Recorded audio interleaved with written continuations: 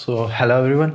अभी हमने पिछली वीडियो में क्या देखा था? हमारे पिछली वीडियो में देखी थी हमने जो सब सरफेस यूनिट की जो हमारी सकर रोड की वर्किंग देखी थी। तो उसमें हमने देखा प्लंजर, वर्क बैरल और कैसे वॉल्स ओपन होती है और क्लोज होती है, स्टैंडिंग वॉल या ट्रैवलिंग वॉल। ठीक है, अब हमने पता लग गया प्लंजर और वर्क बैरल क्या रहता है। तो इसी से ना मेरे type of sucker road pump बनते हैं, इसी के हिसाब से type of sucker road pump बनते हैं। तो अब हम देखेंगे type of SRP on the basis of plunger. Mainly यही है, वैसे तो बहुत सारी ऊपर सब सरफेस फैसिलिटी के हिसाब से भी टाइप्स बनते हैं, पर हमारे लिए यही इंपॉर्टेंट है। ठीक है, अब देखो, अगर मैंने पहला टाइप, अगर मैंने सिंपल ट्यूबिंग के साथ, ये ट्यूबिंग के जॉइंट्स चल रहे हैं, ट्यूबिंग के जॉइंट्स, पूरी ट्यूबिंग आ रही है और ट्यूबिंग के नीचे मैंने क्या लगा दिया, वर्किंग बैरल लगा दिया। वर्किंग बैरल लगा दिया, वर्किंग बैरल कुछ इस तरह से रहता है, स्टैंडिंग वॉल। ठीक है, स्ट्रेट आ रहा है।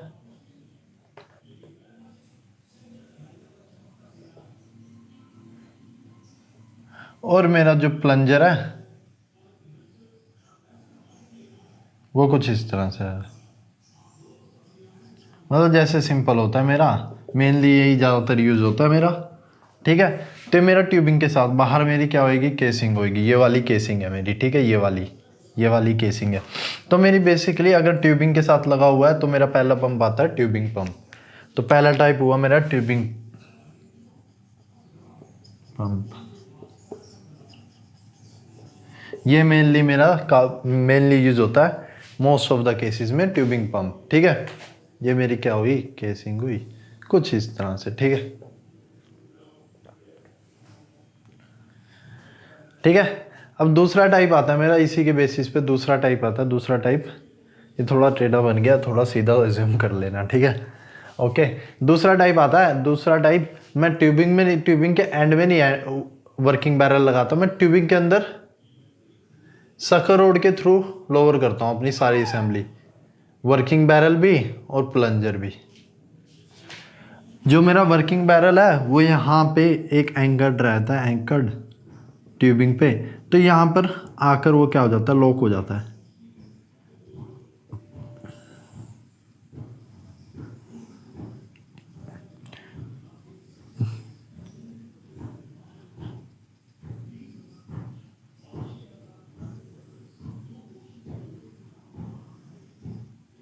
कुछ इस तरह से रहता है मेरा वर्किंग बैरल और इसके अंदर मेरा प्लंजर।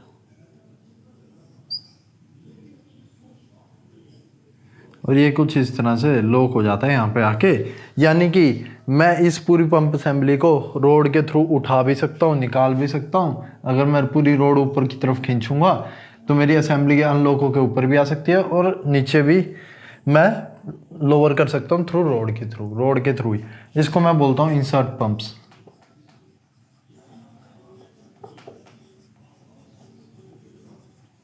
ठीक है, ये मेरी ट्यूबिंग हो गई और केसिंग बाहर। सेम अगर मेरी केसिंग है तो मुझे केसिंग के थ्रू ही प्रोडक्शन लेनी है। केसिंग के थ्रू हम प्रोडक्शन ले सकते हैं किस केस में, अगर मेरे को प्रोडक्शन ज़्यादा चाहिए। ठीक है, ये बहुत कम लेते हैं वैसे, अगर मेरे को प्रोडक्शन ज़्यादा चाहिए तब कंपनी बोलती है। तो मैं क्या करता हूँ, तो मैं यही वाला सेम पंप रोड के थ्रू ही जो मेरा इंस्टॉल हो जाता है, अंदर चला जाता है मेरा, किसके, ट्यूबिंग के अंदर। सेम ये बड़ा हो जाता है, बड़े में यानी केसिंग के उसमें, वो पूरे डायमीटर में। सेम मेरा वैसे ही मैं पूरा वर्किंग बैरल के साथ अपना प्लंजर उतार देता हूँ कुछ इस तरह से, जो कि यहाँ पे लॉक हो जाता है। और यहाँ मेरा क्या रहता है, एक प्लंजर रहता है। ठीक है, तो ये मेरा क्या हो गया, केसिंग पंप। 3 टाइप हो गए, tubing pump, insert pump and casing pump. Insert माने इंसर्ट कर रहे हैं ट्यूबिंग के अंदर। इसका, ये मेरी ट्यूबिंग के साथ इंस्टॉल होता है। जब मैं ट्यूबिंग इंस्टॉल करता हूँ तो ट्यूबिंग के साथ ही नीचे लगा के भेजता हूँ। तो इसमें क्या दिक्कत रहती है, इसमें अगर मेरे को सर्विस के लिए बाहर निकालना है ना, सर्विस के लिए मेरे को पंप में कोई ख़राबी आ गई और सर्विस के लिए मेरे को इसको बाहर निकालना, तो मेरे को पूरी ट्यूबिंग क्या करनी पड़ेगी, पूरी ट्यूबिंग बाहर निकालनी पड़ेगी। वेल बोर्ड से पूरी ट्यूबिंग क्या करनी पड़ेगी, बाहर निकालनी पड़ेगी। तो इसमें ये एक तरह से झंझट रहता है, एक तरह से आप बोल लो आफत रहता है अगर बोलो तो झंझट, एक तरह से झंझट रहता है। मेरे को पूरी ट्यूबिंग बाहर निकालनी पड़ेगी सिर्फ एक पंप की वर्क वो सर्विस के लिए। ये चीज़ मेरी किस में दूर हो जाती है, इंसर्ट पंप में। इंसर्ट पंप में मेरे को अगर पंप सर्विस करना है तो मैं सिंपल रोड के थ्रू ही इसको अनलॉक करके बाहर निकाल सकता हूँ। पर इस पंप से इस कैटेगरी में जाना, इस कैटेगरी में जाना यानी कि अगर मेरा ये ट्यूबिंग है और ट्यूबिंग के अंदर पंप लगा है तो मेरा उसका डायमीटर छोटा हो जाता है और मेरी प्रोडक्शन क्या हो जाती है, कम हो जाती है। तो इंसर्ट पंप में मेरी प्रोडक्शन क्या हो जाती है, कम हो जाती है, क्योंकि स्पेस कम बच जाता है। समझ रहे हो? ट्यूबिंग के अंदर वर्किंग बैरल आ रहा है और इसमें ट्यूबिंग के साथ वर्किंग बैरल था, तो मेरी स्पेस कम हो जाती है, तो मेरी प्रोडक्शन क्या हो जाती है, कम हो जाती है। ठीक है, अगर मेरे को प्रोडक्शन ज़्यादा चाहिए तो मैं केसिंग में ही डाल देता हूँ। केसिंग तो मेरे बड़े डायमीटर की रहती है, ट्यूबिंग से तो बहुत बड़ी रहती है मेरी केसिंग, और अगर मैं केसिंग के अंदर ही पूरा अपना पंप डाल दूंगा तो इसमें मेरी प्रोडक्शन सबसे मैक्स मिलेगी मेरे को।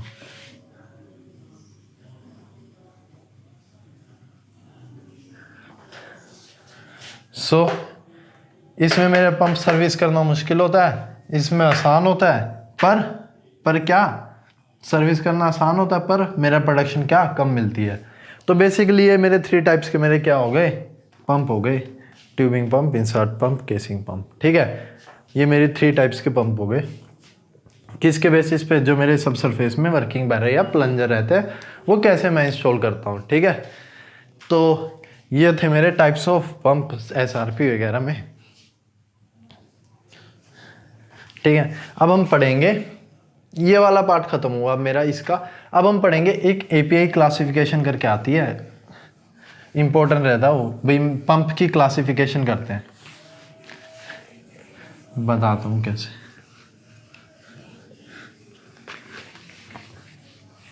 वो भी बहुत आसान है, बस सिंपल देखने वाली है, एक तरह से क्लासिफिकेशन रहती है सिंपल देखने वाली।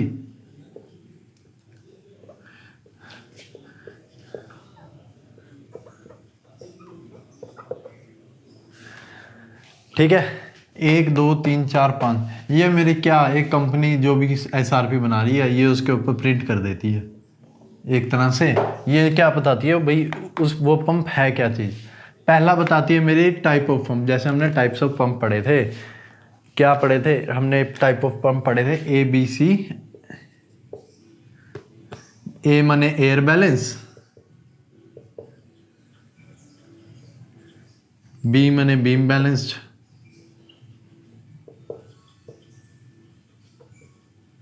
और C माने कन्वेंशनल।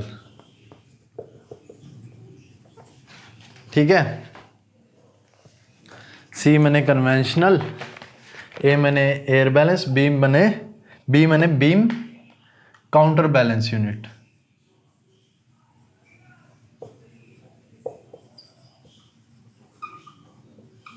और मेरा एक और आता है last, M is mark 2 unit. M ABC and M mark 2 unit. ये जो हमने स्टार्टिंग में हमने पंप्स के टाइप देखे थे, type in the sense fulcrum कहाँ रहता है, पीछे क्या रहता है, फलक्रम, ये जो मेरा फलक्रम होता है ये कईयों में पीछे रहता है, कईयों में आगे रहता है। जैसे हमने टाइप्स देखे थे, हमने पढ़ा हुआ है एयर बैलेंस कहता है, बीम बैलेंस और कन्वेंशनल यूनिट और मार्क 2 यूनिट। ठीक है, तो जो मेरा पहला अक्षर है ना, जो ये वाला अक्षर पंप पे छपा हुआ, तो मेरे को ये बताएगा कि मेरा पंप किस टाइप का है, या वो एयर बैलेंस है, क्या वो बीम काउंटर बैलेंस है, क्या वो कन्वेंशनल यूनिट है, क्या वो मार्क 2 यूनिट है। तो अभी ये वाली जो मेरे को डिजिट बता रहा है, ये क्या बता रहा है, ये मेरा कन्वेंशनल यूनिट पंप है C। ठीक है, अब जो मेरा दूसरा आता है ना, दूसरा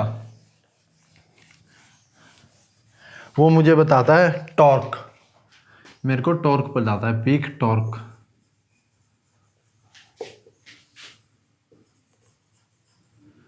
in thousands of inch pounds. ये सब नोट्स में लिख लेना, फिर इसको एक याद करने का आपको तरीका भी बता दूंगा। ठीक है, तो ये मेरा जो बता रहा है, ये बता रहा है मेरा उस पंप का जो मेरा टॉर्क रहेगा, पीक टॉर्क जो रहेगा, किस में बता रहा है, थाउजेंड्स ऑफ इंच पाउंड्स में बता रहा है। ठीक है, मान तो 228, तो इसका मतलब क्या हुआ, मेरा 228,000 इंच पाउंड इसकी यूनिट्स होगी। इतना मेरा क्या है, पीक टॉर्क है, ये बता रहा है इतना मेरा पीक टॉर्क ले सकता है पंप। ठीक है, तो मेरे को ये चीज़ क्लियर हो गई। 1 2 3 4 5 चीज़ें रहती है, सीधी सी बात। और मेरा ये मेरे को क्लियर हो गया। अब ये, और जो ये डी है ना, इसका डी का मतलब होता है डबल रिडक्शन। डी का मतलब होता है मेरा डबल रिडक्शन गेयर रिड्यूसर।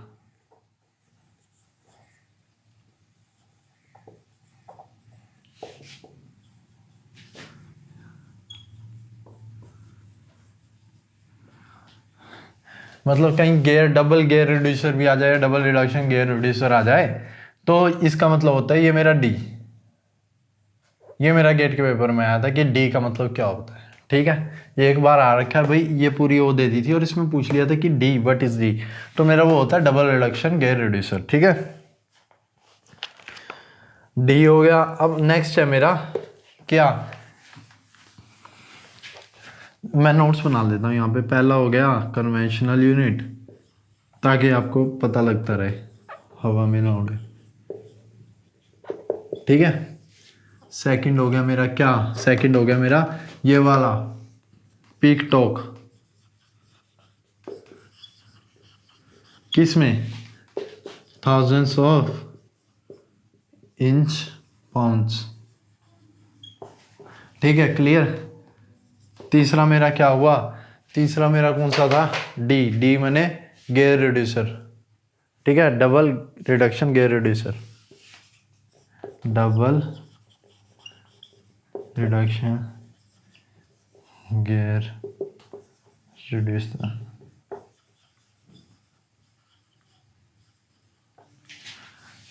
और फिर मेरा फोर्थ आता है। फोर्थ क्या होता है मेरा, फोर्थ ये वाला फैक्टर मेरे को क्या बताता है, ये मेरे को बताता है पीक लोड। मेरा क्या, पीक लोड। पीक लोड कितना लेगा, पीक लोड यानी रोड जो मेरी है ना, रोड वो कितना लोड लेगी, इसको बोलते हैं या तो peak road load, road load बोल दो, और ये हो जाएगा मेरा PRL बोल दो इसको। ठीक है, तो ये होता है मेरा इन हंड्रेड्स पाउंड्स में बताता है, हंड्रेड्स ऑफ पाउंड्स। तो मान लो मेरा 110 है ना गिवन, तो 110 है, इसका मतलब क्या हुआ मेरा, इतना लोड है। ठीक है, अगर 110 गिवन है तो 110 इन हंड्रेड्स ऑफ पाउंड्स। तो मेरा फोर्थ पॉइंट क्या बता रहा है, PRL। ठीक है, ये क्लियर हो गया अपने को। और अब अगला पॉइंट है, जो मेरा अगला पॉइंट है ये 74 क्या बता रहा है मेरे को, स्ट्रोक लेंथ बता रहा है। जैसे स्ट्रोक लेंथ बताया था, एक अप स्ट्रोक और डाउन स्ट्रोक में जितना मेरा ऊपर नीचे जाता है उसको स्ट्रोक लेंथ बोलते हैं। ठीक है, तो मेरा स्ट्रोक लेंथ यानी एस बताता है क्या, ये कितना है, 74 इंचेस में बताता है। जो भी वैल्यू होगी ना मेरी इंचेस में, मान लो अगर 80 है ना यहाँ पे लिखा हुआ, तो ये 80 इंचेस, पर अभी क्या है 74, तो 74 इंचेस। तो मेरे को लास्ट वैल्यू क्या बताता है, स्ट्रोक लेंथ।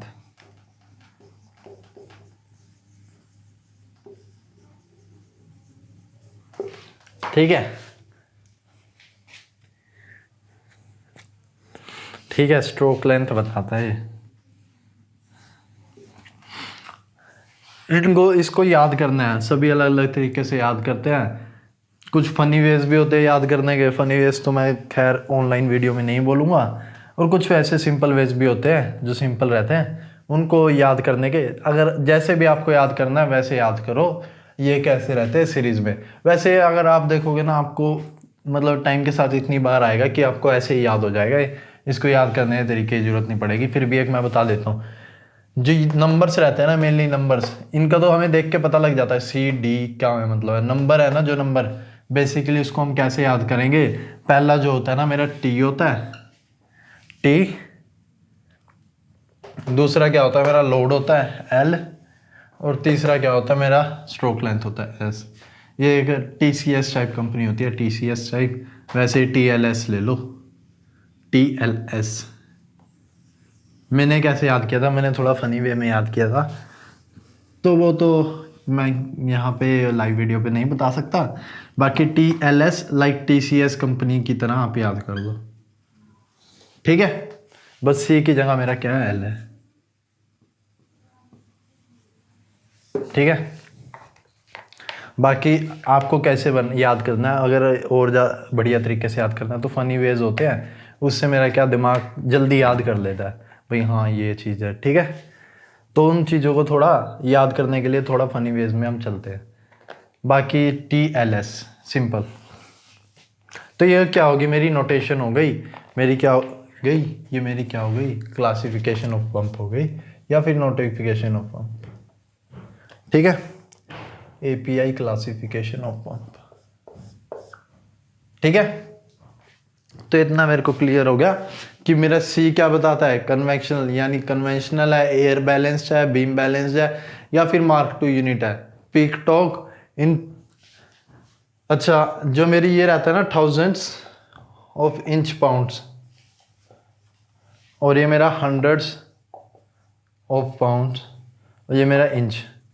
तो अगर आप ऊपर से नीचे की तरफ जाओगे ना, पहले 1000 था, फिर 100 हो गया और फिर कुछ भी नहीं रहा, पहले इंच पाउंड था, फिर पाउंड रह गया और फिर इंच, मतलब घटता जा रहा है। पहले वाले में तो सब कुछ आएगा, फिर नीचे वाले में हंड्रेड्स हो गया और कम हो गया और यूनिट एक रह गई, इंच। ये भी एक तरह याद करने का तरीका है, कभी यूनिट्स पे घूम जाओ, भाई मेरा थाउजेंड्स मैंने लोड में लगा दिया, भाई मेरा 110,000 पाउंड है, ऐसे नहीं करना। मेरा स्टार्टिंग में 1000 आएगा, फिर 100, फिर कुछ नहीं, ठीक है। तो एक तरह से याद करने का तरीका है मेरा, सब पहले वाले में सब कुछ आ जाता है, फिर कुछ ना कुछ कम होता चला जाता है, कुछ ना कुछ क्या होता चला जाता है, कम होता चला जाता है, ऐसे सोचना है, ठीक है। तो मेरा क्या हो गया, ये मेरा हो गया पीक टॉर्क, और फिर मेरा ये D डबल रिडक्शन के रिड्यूसर 110 क्या हो गया मेरा, ये पीक टॉर्क था, ये मेरा पीक लोड PL, और ये मेरा क्या हो गया स्ट्रोक लेंथ 74। इतना मेरे को क्लियर हो जाना चाहिए, बिल्कुल बेसिक से सिंपल बताया भी है, थोड़ा याद करने का तरीका भी बताया है, ठीक है। और ये भी बताया आपको यूनिट्स कैसे याद रखनी है। मेरे पहले वाले में तो सब कुछ आएंगी, फिर थोड़ा कम होता रहेगा, फिर कम होती रहेगी, ठीक है। तो ये हो गई मेरी यूनिट्स, ठीक है। API classification of pump. अब मैं क्या पढ़ूंगा, अब पढ़ते हैं हम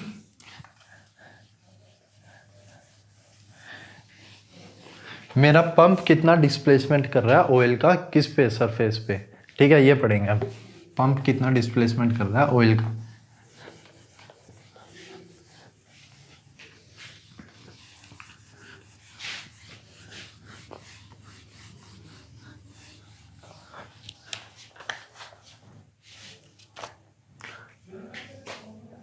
सिंपल सा है,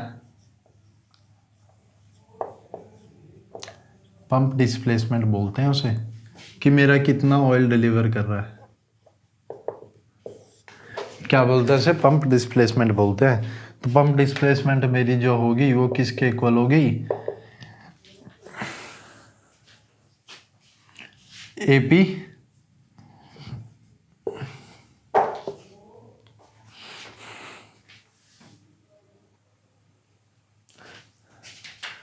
मेरा area of plunger, pump displacement किसके इक्वल हुआ, पंप डिस्प्लेसमेंट हुआ मेरा एरिया ऑफ प्लंजर, एक सेकंड जरा,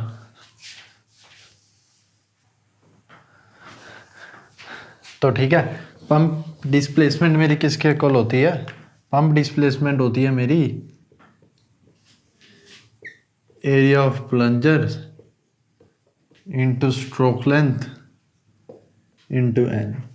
इसमें स्ट्रोक लेंथ SP से डोनेट करेंगे, एरिया ऑफ प्लंजर AP से और n से, ठीक है। तो एरिया ऑफ प्लंजर मेरा किस में रहते हैं, मतलब जितना मेरा प्लंजर का एरिया है, मान लो प्लंजर का एरिया कितना है, ये मेरा प्लंजर का एरिया है, जितना मेरा रेडियस रहेगा वो प्लंजर, तो ये मेरा प्लंजर का एरिया हो गया, मल्टीप्लाई बाय ये मेरा कितना एक स्ट्रोक ट्रैवल कर रहा है, एक स्ट्रोक ट्रैवल कर रहा है, तो एरिया इंटू स्ट्रोक मेरा क्या हो जाएगा, वॉल्यूम हो जाएगा, और कितने स्ट्रोक्स पर मिनट कर रहा है, यानी 1 मिनट में कितना वॉल्यूम डिलीवर कर रहा है, ये मेरे को निकल जाएगा। एक स्ट्रोक में मेरा कितना ये कर रहा है और कितने स्ट्रोक्स पर मिनट कर रहा है, तो मेरा क्या निकल जाएगा, एरिया निकल जाएगा। तो AP मेरा किस में होएगा, अगर समझ नहीं आया तो ये देखो, AP मेरा किस में हुआ, इंच स्क्वायर में। SP क्या हुआ मेरा, stroke length. SP effective stroke length बोलेंगे हम इसे, वो वाली स्ट्रोक लेंथ नहीं बोलेंगे जो अभी तक हम पढ़ते आ रहे हैं। इफेक्टिव स्ट्रोक लेंथ हम आगे डिस्कस करेंगे होता क्या है, बस अभी इतना समझ लो। मेरी पंप डिस्प्लेसमेंट में ना इफेक्टिव स्ट्रोक लेंथ आती है SP यानी इफेक्टिव स्ट्रोक लेंथ। अगर खाली S है तो स्ट्रोक लेंथ, अगर SP है तो इफेक्टिव स्ट्रोक लेंथ। ये मेरा किस में है, ये मेरी हो गई कितने इंच जा रहा है पर स्ट्रोक में,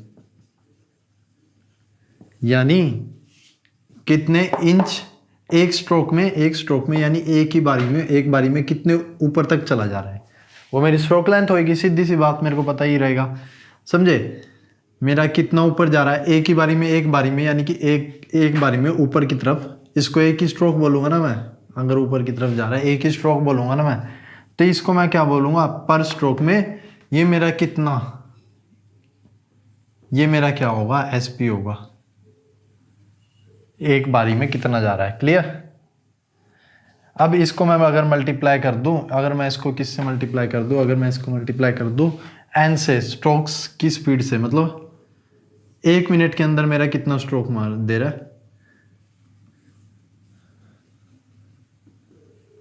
तो ये मेरा वॉल्यूम आ जाएगा किस में, अगर हम देखें तो इंच क्यूब पर मिनट, यानी कितने इंच क्यूब उठा दे रहा है मेरा 1 मिनट के अंदर। अगर मेरे को एरिया ऑफ प्लंजर पता है, इफेक्टिव स्ट्रोक लेंथ पता है, n पता है, ठीक है। और अगर मैं इंच क्यूब पर मिनट को वॉल्यूम पर टाइम है ना बैरल पर डे में कन्वर्ट करूं, बैरल पर डे में कैसे कन्वर्ट करूंगा, मेरा 1 बैरल किसके इक्वल होता है, मेरा 1 बैरल होता है 5.615 फीट क्यूब। 1 फीट कितने के इक्वल होता है, 1 फीट होता है 12 इंचेस, यानी 5.615 इंटू 12 का होल क्यूब। तो ये मेरा क्या आया, इंच क्यूब, ये वाला। तो मेरे को पता लग गया मेरा इंच क्यूब बैरल में कैसे कन्वर्ट होगा। और मिनट मेरे को पता है, 1 डे ये तो पता ही रहता है, 24 आवर्स 60 मिनट, 1 घंटे में 60 मिनट्स। तो ये मेरा मिनट के बीच में रिलेशन है। अगर मैं कन्वर्ट करूँ तो ये कुछ इस तरह बनेगा, 0.1484 APSPN, ये वाला फैक्टर आ जाएगा इसके आगे 0.1484। तो ये किस में आ जाएगा, मेरा बैरल पर डे में, ठीक है। तो मेरे को पता लग गया मेरा ये फॉर्मूला बन कैसे रहा है। ये सिंपल क्या है, मेरा वॉल्यूम कितना वॉल्यूम उठा रहा है एक दिन में, ठीक है, इस फॉर्म में आ गया। तो अगर मैं इसको अब मोटा मोटा लिख लूँ तो मेरी जो पंप डिस्प्लेसमेंट हो जाएगी वो कितने के इक्वल हो जाएगी, 0.1484 APSPN BBL पर डे, ठीक है।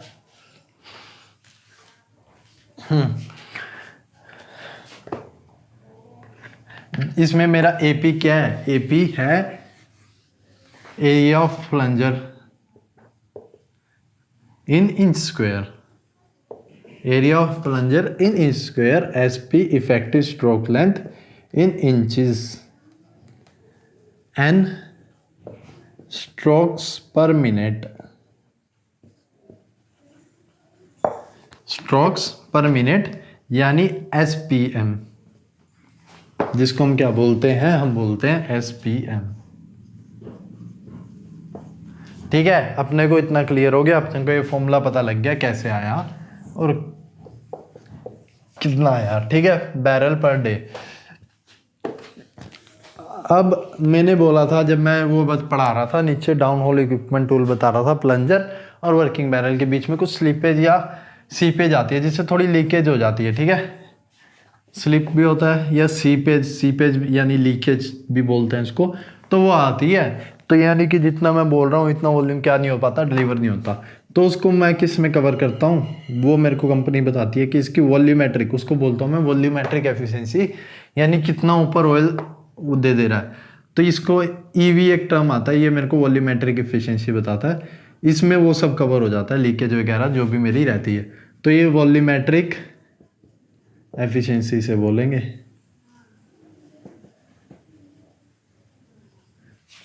और जो मेरा ये तो आइडियल हो गया, मतलब टोटल, एक तरह से टोटल हो गया, पर एक्चुअल कितना होगा? एक्चुअल होएगा मेरा पंप डिस्प्लेसमेंट, एक्चुअल AT लिख लेते हैं, पंप डिस्प्लेसमेंट एक्चुअल।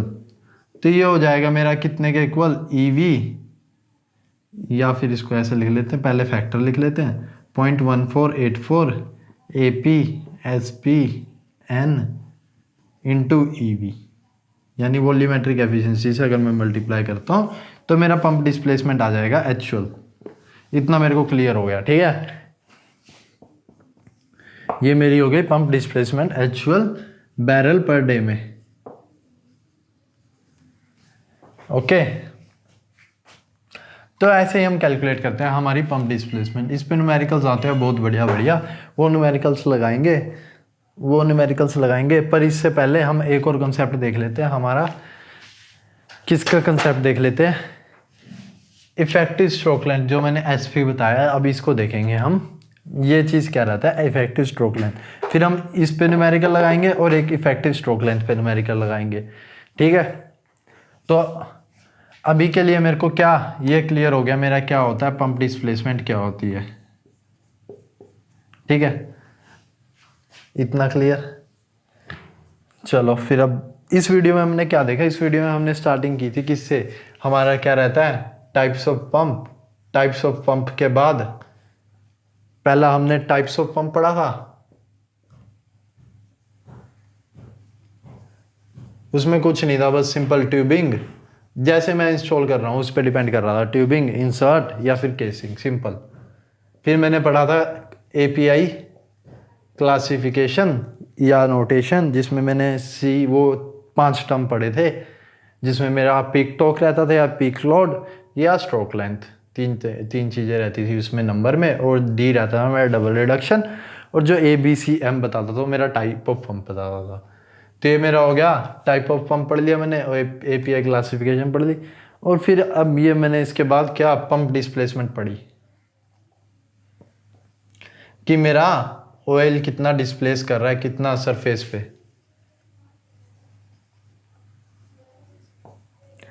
ठीक है। ओके, तो ये आप अपनी कॉपी में लिख लो, PD एक्चुअल।